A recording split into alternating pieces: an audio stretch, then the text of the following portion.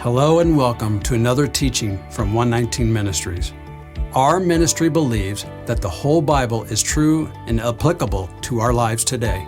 If you would like to know more about what we believe and teach, please visit us at testeverything.net. We hope that you enjoy studying and testing the following teaching.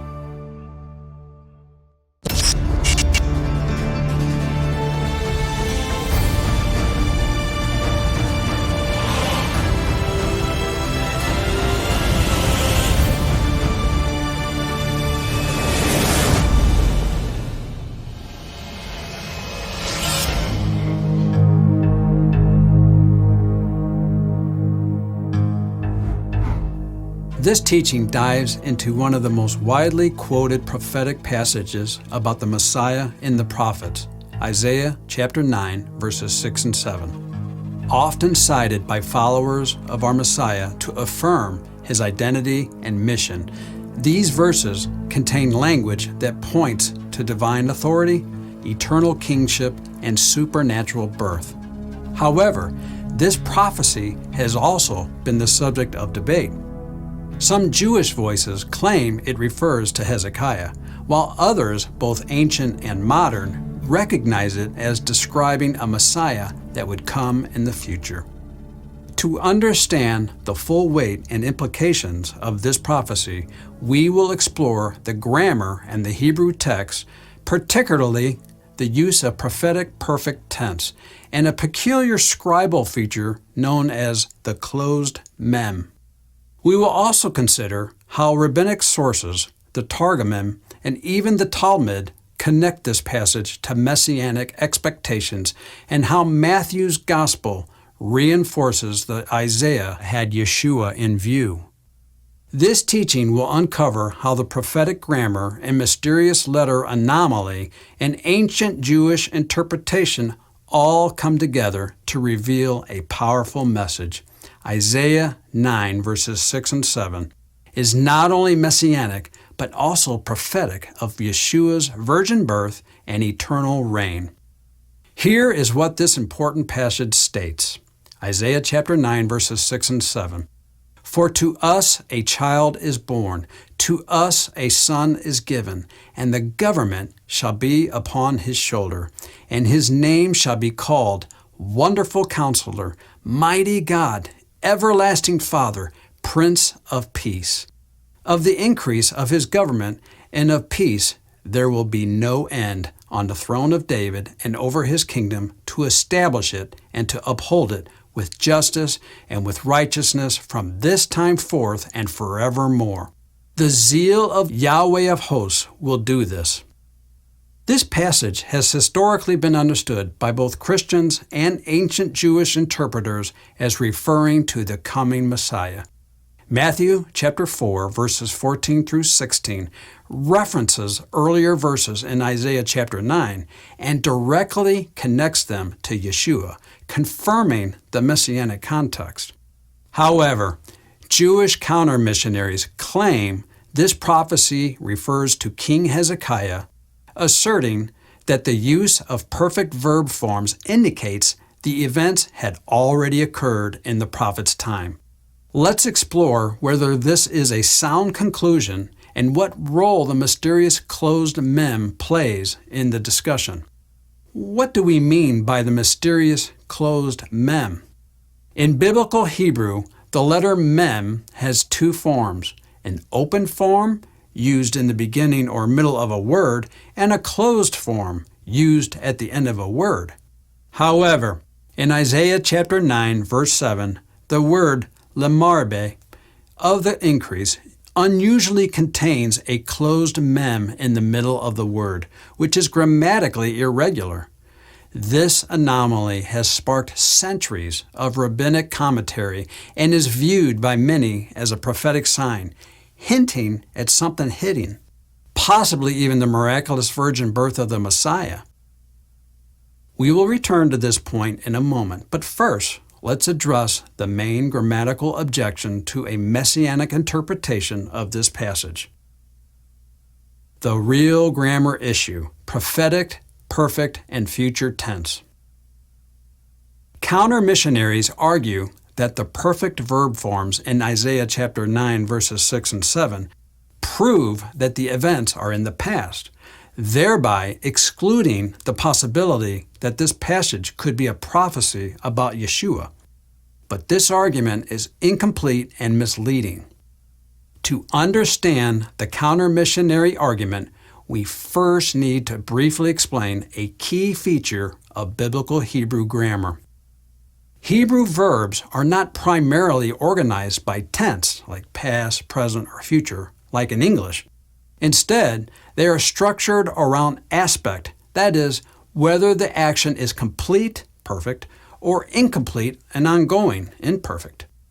A perfect verb form usually describes an action that is seen as complete, and in many cases, this corresponds to a past action in English. For example, the Hebrew perfect form would be used to say, "he built," implying that the building is finished. An imperfect verb form, on the other hand, often indicates that an action is still in progress or will occur in the future, something like, "he will build," or "he is building." Counter-missionaries often zero in on the grammar of Isaiah chapter 9 verse 6 to make their case. Specifically, they point out that the verbs in the opening lines, "a child is born," yalad, and "a son is given," natan, are written in the perfect form, which in biblical Hebrew typically conveys completed action. Based on this, they argue that Isaiah was not speaking about a future event, but describing something that had already taken place. According to this view, the prophet was not predicting the coming of a distant Messiah, such as Jesus, his Hebrew name being Jesjoea, but was instead referring to a child already alive in his own time, most commonly identified as King Hezekiah. This interpretation attempts to confine the prophecy to Isaiah's historical context, effectively removing its relevance to the messianic expectations fulfilled in the New Testament. According to this objection, if the verbs are in the perfect aspect and therefore supposedly past tense, then Isaiah must be speaking of a child who was already present during his time and not foretelling the birth of the Messiah. This is the grammatical basis on which they attempt to disqualify Jesjoea from being the subject of this prophecy. It is true that Hebrew verbs use perfect and imperfect aspects, which generally align with past and future actions respectively. But the presence of perfect forms does not mean an event has literally already occurred. Isaiah 9 verse 6 begins with perfect verbs. A child is born, a son is given, which do read as completed actions. Yet the passage ends with this: "The zeal of Yahweh of hosts will do this." That final phrase is the imperfect form expressing future action. The prophecy ends by emphasizing that everything just described will be done by Yahweh in the future. This alone undermines the claim that the grammar requires a past tense only interpretation. Instead, this mix of past and future forms reveals something deeper, a feature of Hebrew prophecy known as prophetic perfect. This idiom allows prophets to speak of future events using perfect forms, describing them as if they have already occurred because they are guaranteed to happen. Other clear examples include Isaiah chapter 5 verse 13, "My people go into exile," yet the exile hadn't happened yet. Amos chapter 5 verse 2, "Fallen, no more to rise, is the virgin Israel," before Israel fell. Jeremiah chapter 23 verse 2, "You have scattered my flock," before the scattering occurred. These examples confirm that the prophetic perfect idiom is a common and accepted prophetic technique. So far, we have seen that the use of perfect verb forms in Isaiah chapter 9 verse 6 does not rule out a future messianic fulfillment. In fact, the structure of the passage, especially its conclusion in the imperfect tense, points forward, not backwards. But the grammar is not the only indicator. There is something even more unusual embedded in the Hebrew text of this prophecy that has captured the attention of scholars and rabbis for centuries. A mysterious scribal anomaly that may point directly to the miraculous birth of the Messiah. The closed mem, a prophetic sign of the virgin birth. In Isaiah chapter 9, verse 7, the Hebrew word lemarbe, meaning of the increase, contains a striking anomaly in some manuscripts of the Masoretic text. A closed mem, the final form of the letter mem, appears in the middle of the word, rather than at the end. According to standard Hebrew grammar, a closed or final mem is only supposed to appear at the end of a word, while an open mem is used elsewhere. This irregularity, where we see lemar be instead of the expected lemar be, has puzzled and fascinated rabbis and scribes for centuries. The Talmud comments, "Why is every mem in the middle of a word open, whilst this is closed? The Holy One, blessed be He, wished to appoint Hezekiah as the Messiah, and Sennacherib as Gog and Magog, whereupon the attribute of justice said before the Holy One, Blessed be He, sovereign of the universe. If thou didst not make David the Messiah, who uttered so many hymns and psalms before thee, wilt thou appoint Hezekiah as such, who did not hymn thee, in spite of all these miracles which thou wroughtest for him? Therefore it, the mem, was closed." This shows the rabbis acknowledge that the closed mem was tied to the Messiah. However, they conclude that Hezekiah could not be the Messiah, despite the initial divine intention, and therefore the closed mem represents a mystery left unresolved. But there's more. Ha-Bahir, though written in the 12th century and is highly mystical, equates the closed mem with a closed womb, a symbol of miraculous birth. The Bahir 84 through 85 says, "The open mem." What is the open mem? It includes both male and female. What is the closed mem? It is made like a belly from above. But Rabbi Rahume said that the belly is like the letter teth. He said it is like a teth on the inside, while I say that it is like a mem on the outside. What is a mem? Do not read mem, but mayim. Just like water is wet, so is the belly always wet. Why does the open mem include both male and female, while the closed mem is male? This teaches us that the mem is primarily male. The opening was then added to it for the sake of the female. Just like the male cannot give birth, so the closed mem cannot give birth. And just like the female has an opening with which to give birth, so can the open mem give birth. The mem is therefore open and closed. This passage has been interpreted by some as symbolizing the concept of a closed womb, drawing connections to the closed mem, found unusually in the middle of the word lemarbe, of the increase, in Isaiah chapter 9, verse 7.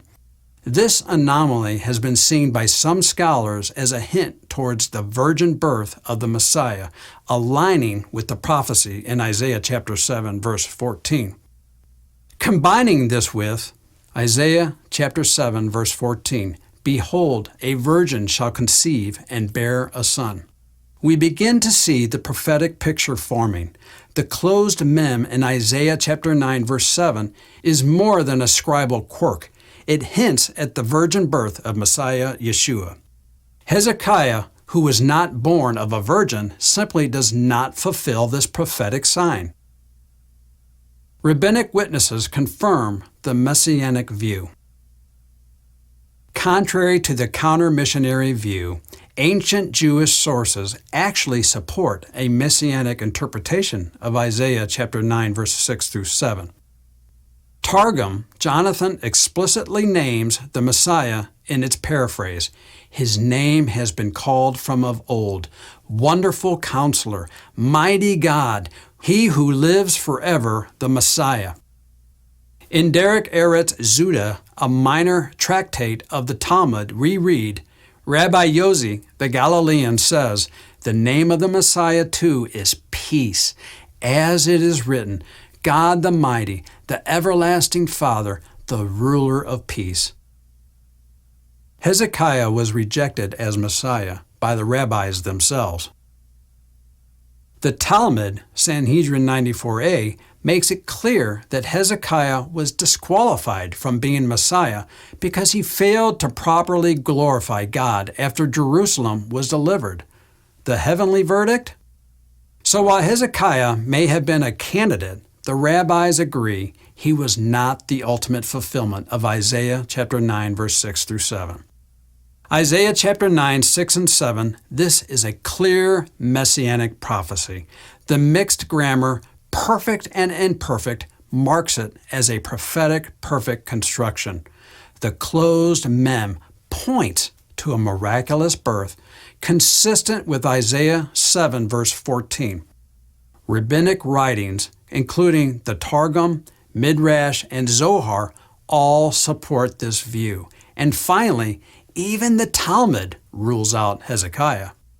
Thus, Isaiah chapter 9, verses 6 and 7 is rightly understood as a prophecy of Jesjoea the Messiah, born of a virgin, given authority, and destined to reign eternally on David's throne. For more on this, we recommend the following teaching, the Brit Chadasja series, The Virgin Birth. We hope that this teaching has blessed you, and remember, continue to test everything. Shalom.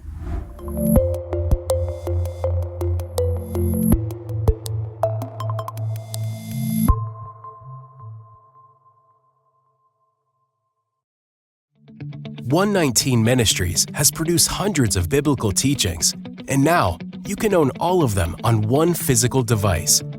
We're excited to announce that our entire video library in HD quality is now available on a flash drive. This drive can be plugged into your PC, phone, tablet, or anything else with a USB or USB-C port. The drive also contains written transcripts of our teachings for those who prefer to read rather than watch. Of course, we still offer all of our material for free at testeverything.net. But having a physical copy will allow you to watch our videos anywhere and anytime without the need for an internet connection. Having a physical copy will also ensure that our teachings are available if we are ever removed from video websites, which is a danger that ministries around the world are facing more and more. We want to continue to reach as many people as possible. Now, you might be asking, but what about all the new teachings released every week? Well, in addition to receiving all our past teachings, your purchase comes with free updates for life. Each flash drive comes with instructions that will allow you to easily download and store new teachings as they are released. Or mail us in the flash drive once a year, and we will update it for you and send it back at no charge to you. We hope you are blessed by this new resource. And as always, any proceeds our ministry receives goes right back into producing more teachings. Get your 119 flash drive today by going to 119flashDrive.com. It is because of you, our generous supporters, who make it possible to offer these high-quality teachings completely free of charge.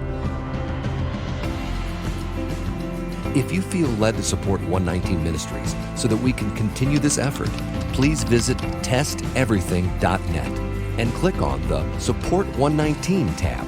Learn how you can partner with us to take the whole Word of God to the nations.